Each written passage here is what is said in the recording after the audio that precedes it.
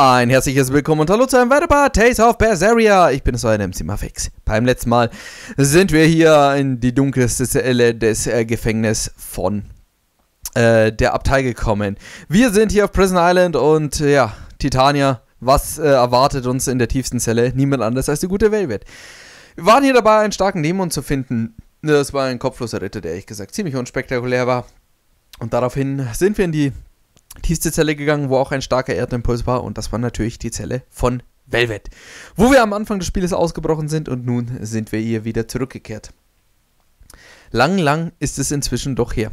Unsere Freunde haben nun auch herausgefunden, dass Velvet eine Fairin ist. Ich meine, dem muss doch mal auffallen, dass sie Dämonen frisst, oder? Na gut.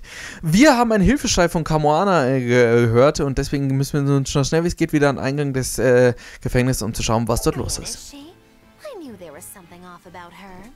But it's what she cried out that's really on my mind. Laphicet, is Velvet truly Lord Artorius' younger sister? She never told me. If it were true, I suppose it would explain her knowledge of Lord Artorius' training. If you're so curious, why not ask her yourself? Hey Velvet, what's your connection to Artorius? Rokuro, have some tact! I heard you whispering. Doesn't bother me. Artorius was married to my late sister, Celica. He was our brother-in-law. We lived together for more than 10 years. That does explain a few things. So he sacrificed his little brother and turned his sister into a Therian. But you were his family. To his view of the grand scheme, family is inconsequential. The needs of the many outweigh the needs of the few. All he did was act according to his ideal logic. Well, enough chit-chat. Let's get moving. Also Velvet, wenn du so ganz entspannt drüber reden kannst, das hättest du dann auch schon vor einiger Zeit so machen können. Dann hätten die Leute gesagt, oh, deswegen macht sie das. Ah, deswegen ist sie so hart drauf. Aber nun gut, ist natürlich auch eine Idee. Schweigsam und böse. Klappt immer gut. So, mir ist es jetzt wurscht. Ich will jetzt trotzdem schauen, was hier los ist. Hier ist zum Beispiel ein Gang, da bin ich gar nicht lang gegangen. Ich will alle Gegner devouren. Der Bauern. Aber beim letzten Mal hatten wir eigentlich eine ziemlich doch traurige Szene, muss man sich mal so, wenn man sich so mal anschaut. Die gute Velvet ist ja dann hier noch beim letzten Mal ziemlich ausgerastet und hat hier Eleanor hier angeschrien, weil sie Eleanor natürlich immer noch nicht glaubt, dass Artorius so etwas anstellt. Der große Artorius, der würde doch niemals hier so etwas Grausames den Menschen antun. Und wir müssen halt echt sagen, sie ist schon immer noch ziemlich verblendet. Oh, uns fehlen noch 40. Das ist ärgerlich. Das ist ärgerlich. Hey, hier waren wir noch nie. Coole Sache. So. So, und man sieht, egal wie hart die Velvet immer tut und wie sie immer sagt, hey, einfach Artorius vernichten, Mann, dann ist alles geschafft. Da sieht man, sie hängt da doch ein bisschen emotionaler drinnen, als sie es hier der anderen Leuten glauben machen will. Aber nun gut, so ist halt die gute Velvet. So. So macht es jetzt wieder Spaß, Mann. Mit meinem schönen Schadensboost, Mann. Ich frage mich eigentlich, ob dieser Schadensboost auch für Bosse gilt. Das wäre eigentlich ziemlich interessant zu wissen. Komm, ey, ich lasse euch alle raus, Mann. Kommt. Kommt. Alle raus, Mann. Dämonenbrut und alles, was da sonst noch so ist. Hello? Keine Dämonen. Okay, ihr habt alle ein Item zurückgelassen und dann seid ihr geflohen, oder? Ist natürlich auch eine gute Idee. Beschwäche Dolche. Schauen wir gleich mal, ob wir die Recruit ausrüsten können.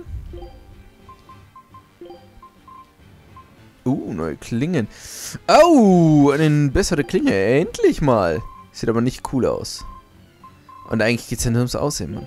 Mir ist doch wurscht, ob stärker ist, Mann. Mir geht es nur darum, ob es cool aussieht. So. Ein Erdring. Aber den haben wir so schön abgegradet schon.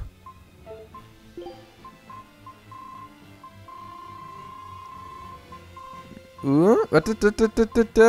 Das Wichtigste ist ja immer der Angriff und Leben. Durch die Ausrüstung, oder? Angriff und Leben. Ja, genau.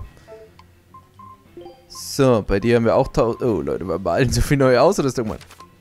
Die Karten sehen dann nett aus. Okay, bei dir ist Magie wichtig. Beim kleinen Laphi muss ich leider das ausrüsten. Dann geben wir dir hier einen Erdring. Tu mal hier mal gescheit was Neues machen, oder? Nein, die Kuroganen-Dolche sind immer noch das Beste.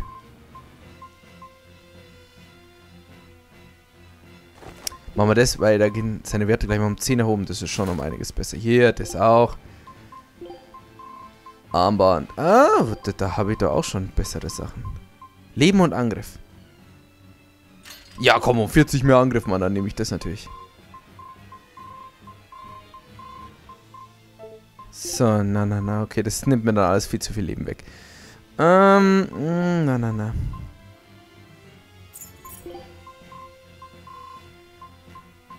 Findet mir der noch ein cooles... Na, okay, kein cooles Paar Stiefel mehr. Ja, schauen wir bei dir auch. Ob man da nochmal Schönes finden. Eleanor.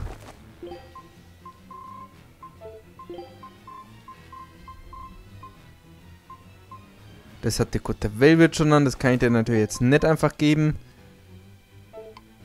Nope. Das ist mir eigentlich wurscht, Mann, weil... Es ist ein Minecraft-Ding. Das sieht echt aus wie so eine Minecraft-Karte. Aber naja. Wurscht. So, und dann sind wir eh schon wieder durch. Okay. So, jetzt bräuchte man nochmal den, den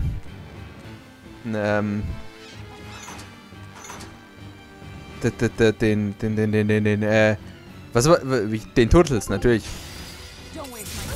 Weil dann könnten wir nochmal schön unsere Waffen upgraden, hoffentlich zumindest.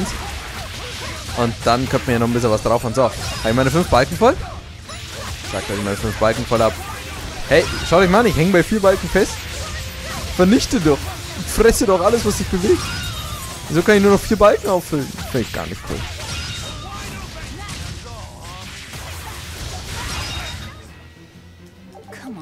Aus der Bahn. Hab Hunger. Eigentlich müssen wir uns hier beeilen, Mann. Es läuft ja die ganze Zeit im Hintergrund auch diese hektische Musik, Mann, aber... Ja, mal mit der Ruhe, liebe Freunde. Ey, das ist ja nur hier der unwichtige Teil unserer Party, Mann. Und ich meine, Dahl kann so auch auf sich aufpassen, Mann. Kurgone, okay, der kann zwar nur noch blind mit seinem Schwert so rumschlagen, weil er nicht mehr weiß, wo die Leute sind, weil er keinen Kopf hat, Mann. Und der Prinz, naja. Hat er vielleicht irgendeinen coolen Spezialmove, Mann? So, Prinz Pack. So. Ich hoffe es für ihn. Ich bin ja gespannt, weil mir dümpelt so ganz langsam, dass das hier eine Falle der Abtei sein könnte. Ich meine, so ganz langsam. Ich meine, wahrscheinlich der Artorius weiß es ja eh schon wahrscheinlich inzwischen. Aber ich denke mal, er wird das jetzt auch den anderen hier mitgeteilt haben. Dass wir inzwischen wissen, was genau hinter diesen, den Farron steckt. Und dass Artorius sie hier für sich einspannt. Und ich habe doch so ganz langsam das Gefühl, dass er das verhindern will. And too much malevolence is what changes people into demons. Strong enough malevolence can persist after the person who created it dies, turning their corpse or spirit into a raging monster. That's how undead and phantom demons come about. Then the demons Velvet killed turned back into humans because she devoured their malevolence. Yeah, and consequently, they avoided becoming undead or anything like that. So she saved them. Well, I mean, a corpse is a corpse, of course. Do you think she could devour only the malevolence and turn a living demon human again? Unfortunately, that's impossible due to malevolence's self-reinforcing nature. When Therians are connected to Enominat through an Earth Pulse point, they seem to be able to absorb small concentrations of malevolence from the surrounding area and inhibit the creation of new demons. But any human who builds up enough malevolence to turn into a demon will keep producing malevolence as long as they live. That's right. To devour any malevolence, I need to cut it off at the source. That's how my powers work. Velvet, I'm sorry. I don't mind it. Actually, I find it convenient. This way, I'll never forget my hatred for Artorius. Plus, as long as you stay away from an Earth Pulse point, you get to keep the power of any malevolence you consume. Fuel for my hatred, yes.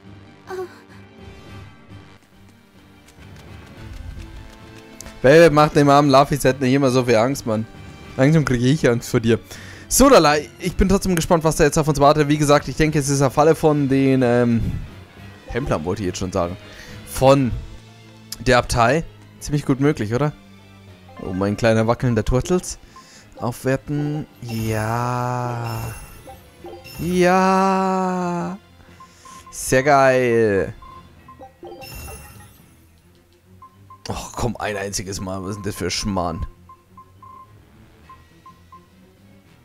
Es ist so doof, man. Kann man sich nicht einfach sortieren, was die Leute tragen? Ist echt doof, Mann. Eigentlich ich würde gerne nur das angezeigt bekommen, was meine Leute tragen. Der Rest ist mir ja wurscht. Ich tue auch keine Sachen upgraden, die ich nicht ausgerüstet habe, oder? Ihr schon, oder? Boah. Gleich mal ziemlich teuer geworden. So, kann man noch irgendwas Wichtiges upgraden? Bei Waffen, ja, komm, Laffy. Laffy 2.0. So, okay. Ja, ich weiß, wir müssten eigentlich unsere Waffen zerlegen. Wir haben 5 Milliarden mal dieselbe Waffe. Aber glaubt ihr, ich habe jetzt Lust drauf? Nope. So, das passt doch. Okay. Wie sieht es eigentlich noch so Tränke des Lebens mäßig aus? Ich habe keine Ahnung. Ja, Traum ist es ja. Muss ich ja gar nicht schauen. So. Kommen wir daher? Links oder rechts, links oder rechts, links oder rechts? Ich weiß es doch nicht.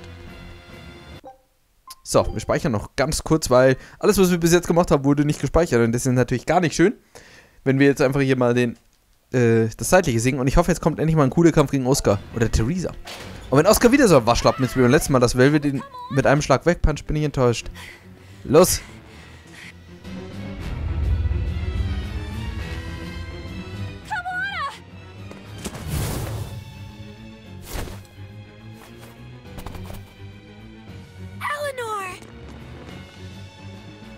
You really came back for me.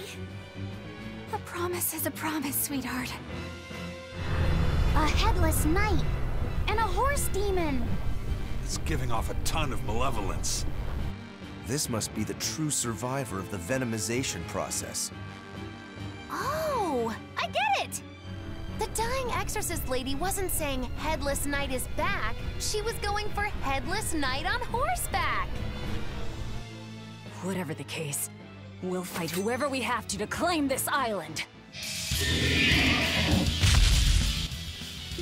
Und das ist nun Dullahan. Genau wie ich gesagt habe. Ey Leute, ich kenne mich ja aus mit Tales, Mann.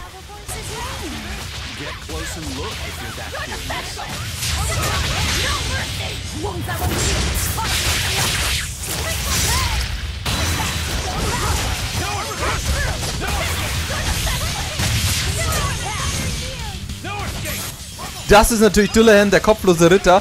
Habe ich auch, glaube ich, schon gesagt. Er hatte einen Auftritt in Tales of Berseria, wo Savit ihn so cool mit Leichtigkeit fertig gemacht hat. Das war einer der ätzendsten Bosse in Tales of Berseria. Und er ist auch hier, ehrlich gesagt, ziemlich fies, Mann. Er ist halt saumäßig groß, hat eine saumäßig große Distanz, wo er angreifen kann. Und er ist verdammt stark, Mann. Und wenn du noch einmal hier auf Rokur draufhaust, Mann. Ey, dann kommt Eisen, Mann, und puncht dich weg, Mann. Aber obwohl, wir punchen nicht aus der weg, Mann. Aber schöner Move, Eisen. Alter, der haut nicht meine Abwehr, das ist doch scheiße. Jetzt habe ich eine Seele wieder.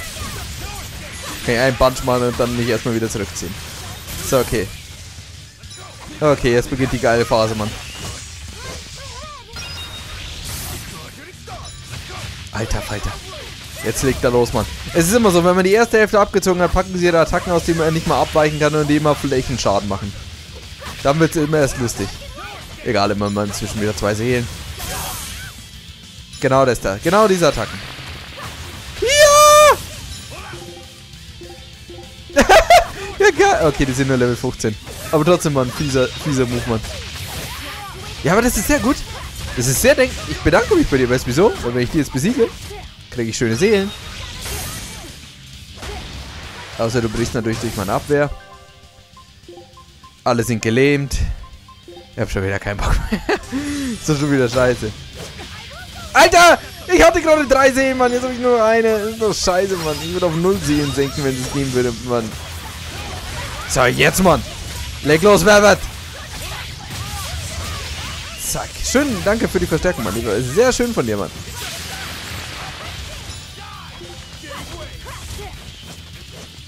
Komm, okay, Rokur und ich haben denselben Gedanken. Erstmal schön Seelen holen.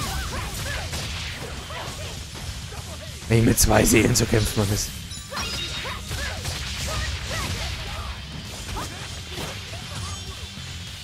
Komm, leg los. Genau.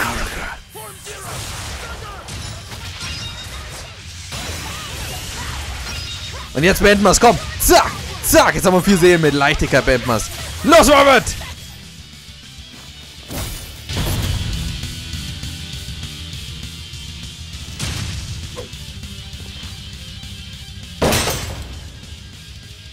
That's venomization, all right. Definitely stronger than that headless lump of armor. I beg your pardon? Not you.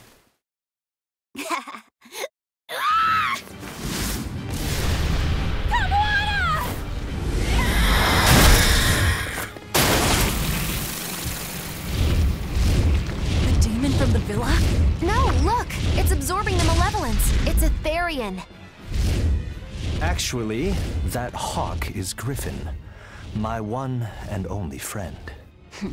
A damned Therian. So that's what Tabitha meant when she said we'd find out shortly. But Your Highness, why do you have a Therian? It's like I said. Griffin has been my dear friend ever since I was a child. Even if he's a Therian now, that hasn't changed. So you knew you were helping a Therian escape. What are you plotting? I have no plots or schemes. I just want Griffin to be free. I guess we shouldn't be surprised. The Crown Prince and future king, he's gonna do whatever he likes. I suppose I am at that. But if I am, it's the first time I've ever been allowed a choice of my own. When you're a prince, you're not a person. You're an institution, one designed to serve the state and its people. Say, for instance, you're doing your law studies and your back suddenly itches. What do? I mean, I'd scratch it. Who wouldn't? When I did that, my tutor gave me a whipping so hard the blood ran down my back. The reason being that I prioritized a personal feeling, that is to say my itch, over my studies in service of the state. Seeing Griffin lay claim to the skies let me imagine my own freedom. It was my lone solace over the years. But then, he turned out to be responsive to Innominat's power. I take it the Midgand royal family is well aware that the Abbey is creating Therians. Of course. How could we not? The kingdom offers unequivocal support to Shepherd Artorius' vision of reason and will. Even so, if there was one thing I could never permit, it was seeing Griffin locked up and unable to fly. Never. I tricked the Exorcist on guard and disabled the barrier. But then Griffin attacked the Exorcist and killed him. That's why you said you could never go back. They can overlook a single dead Exorcist, but with a Therian removed, malevolence will engulf the capital. I knew full well what I was doing. And yet, I couldn't watch my friend's life be stripped away. Your Highness. He chose a single bird over the world. Why do you think that birds fly? That's what Lord Artorius asked me. My anatomy book says birds can fly because their bones are light and their wing muscles are enormously strong. Birds fly because a bird that cannot fly is no bird at all. That's what I think.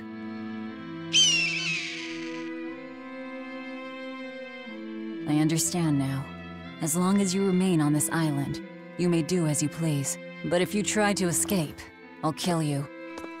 That should work. This way we'll have him on hand if we ever need a hostage. Understood. I appreciate you letting Griffin and me stay here. Well, now that that's taken care of, let's build ourselves a hideout.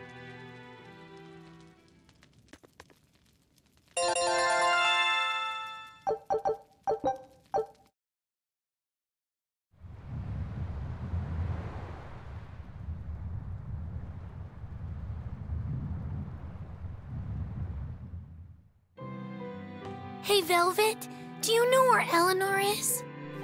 Wasn't she just playing with you? Yeah, but then she left. I'm worried because she looked pretty sad. Can you go find her? Why me? All right, fine. Just don't cry on me, okay?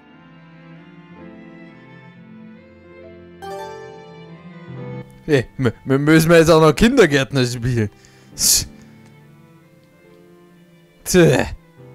Hey, da wirkt irgendwie niedergeschlagen. Bitte geh sie suchen und munter das Herr auf, Velvet. Hey, Eleanor, wenn's dir schlecht geht, ich kann nicht fressen. Hey, übrigens, wieso haben alle Kameraner geschrieben? Bandai!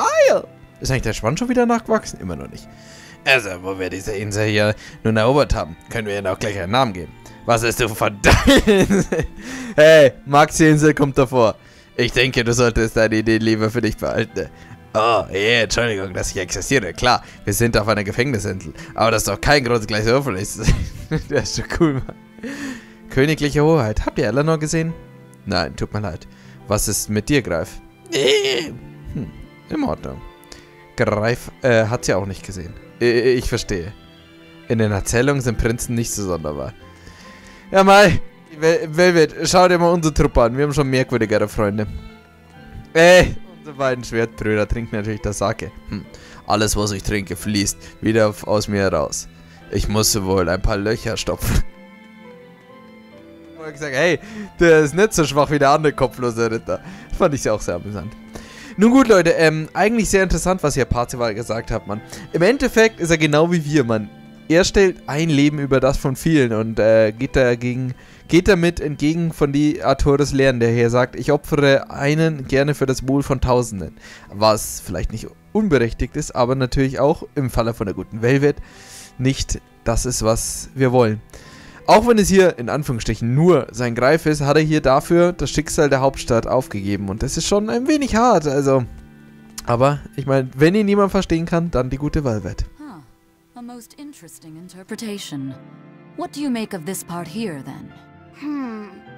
Well, if you pronounce it Loney Kyle, then it'd mean midriff, which probably isn't right.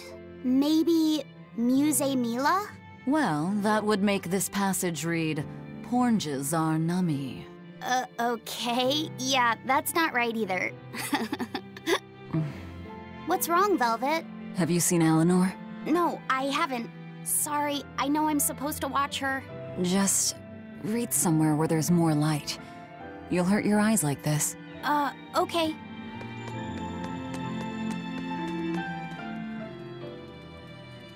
Hey, Rokuro, have you seen Eleanor? Probably. I don't know. Bit drunk. Just try not to go overboard. But, man, are we a bunch of screw-ups or what? I mean, we've kidnapped a prince now. They gotta have laws against that. Broke out of prison, flattened Hellevies, tried to assassinate a shepherd. Hey, how many infractions do you think we're on the hook for? Pardon me if I don't stop and count. If you don't like it, nobody's forcing you to tag along. No. I still haven't repaid my debt to you. You say that, but you really just want to beat Shigure, don't you? Whoa, to me they're both connected. It's a long story, but I can tell you if you... I'll pass. Well, join me for a drink then? Can't. I'm 19.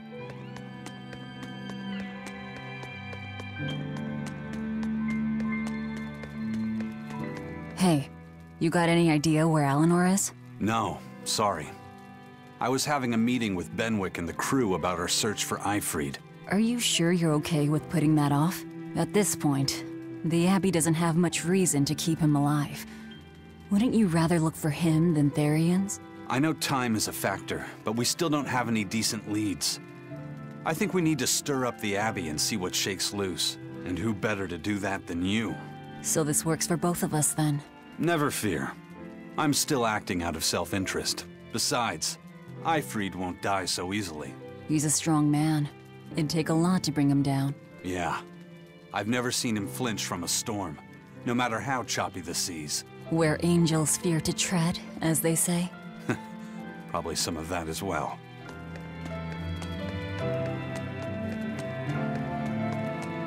Hey, any idea where Eleanor went? How should I know? I'm too busy to spare any time worrying about anyone else. You look pretty distinctly unoccupied to me right now. Right. I'm busy being unoccupied. You're... what? It's simple. When you have free time, it means you're busy trying to avoid having any business to do. You're too weird for this world, Magulu. Says the woman with the world's blandest personality. I always figured you'd be the type to take off as soon as things got hairy. So what keeps you here? I am utterly, completely, totally, wholly devoid of anything else to do. Which is to say I'm... Unoccupied. Right, now you get it. Besides, I have to stick around to see how our bet turns out, don't I? Magilo von all unserer Truppe, Entschuldigung, du bist immer noch die am merkwürdigsten ist. So, wir werden beim nächsten Mal dann Eleanor heuer hoffentlich finden.